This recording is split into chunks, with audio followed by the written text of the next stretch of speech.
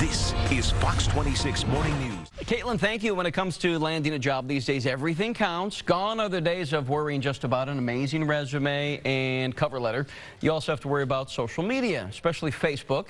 Joining us this morning is family attorney Cynthia Diggs of Holmes, Diggs & Eames. Cynthia, thanks for taking the time first off. Thank you. We run news stories all the time. You know, oh, your boss is starting to ask for your Facebook password. They want to see what you're doing outside business hours. They want to see what potential, employees are doing. Do you hear about this stuff happening in your practice? Well, as a family lawyer and the head of my firm, I employ people and I interview them all the time. And my number one bit of advice is before you send out that resume, recognize that your employer is a cyber detective. Your employer is going to be cyber stalking you. So that's my question to you is that, okay, so let's say somebody's interviewing with you. Now, you said you don't do this and you don't ask the people, I want to look at your Facebook page, but some people do.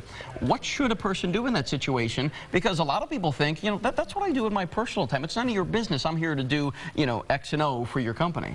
Well, there are two approaches I think that employers generally take, and one is give me all your passwords. That's going to be up to you. If you don't give those passwords, it may take you out of the running.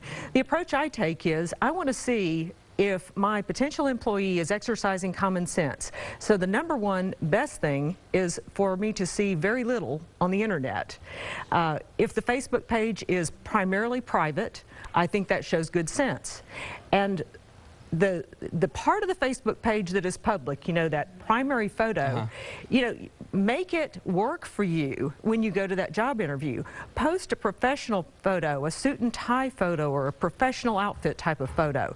That's what's going to sell you to your employer, and so you might as well let it work for you. It's such an interesting dynamic these days because, 5-10 years ago, that wasn't the case. An employer had no way of knowing unless they're going to send an actual detective after you to see what you do after hours. So there is that dynamic of, you called them cyber detectives. There are people out there, though, that say, listen, I've got my free time. It's my time, so you can't judge me. If I've got a cocktail in my hand, I'm at the bar, it doesn't mean I'm an alcoholic. It just means that, because social media, they're out showing, social pictures. So there's that fine line, like you said, if you are looking for a job, you got to be careful. Yes, and I think that employers need to be careful too. If they're looking on the internet and then they're discriminating inappropriately against people based on what they see, that could be a problem for the employer. For example, if they look on the internet and they don't interview anyone who's of a different race or different creed or what have you, I think that that's potentially an employer problem. But generally speaking, bad behavior, you can discriminate on the basis of bad behavior. That's not illegal. So, excessive drinking, if you're on the internet, playing drinking games. If you go to the strip club, don't post those pictures of yourself if you're looking to get a job. Don't post those pictures, that's right. So what's the take-home message here is just, well, and you talked about it a little bit, but if an employer asks for your password, do you feel like that if you don't give it to them, that could take you out of the running? Should it, though? Perhaps. Because then they feel like you got something to hide. Perhaps it should not, but we're operating in the real world.